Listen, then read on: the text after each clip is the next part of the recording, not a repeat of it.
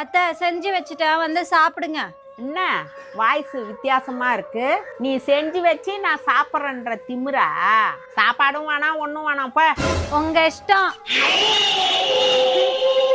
A few minutes later. பசிக்குது.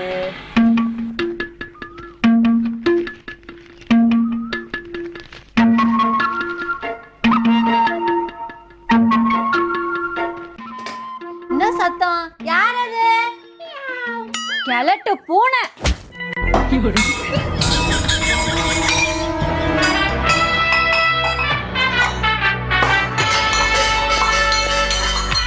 என்கிட்டயே வா.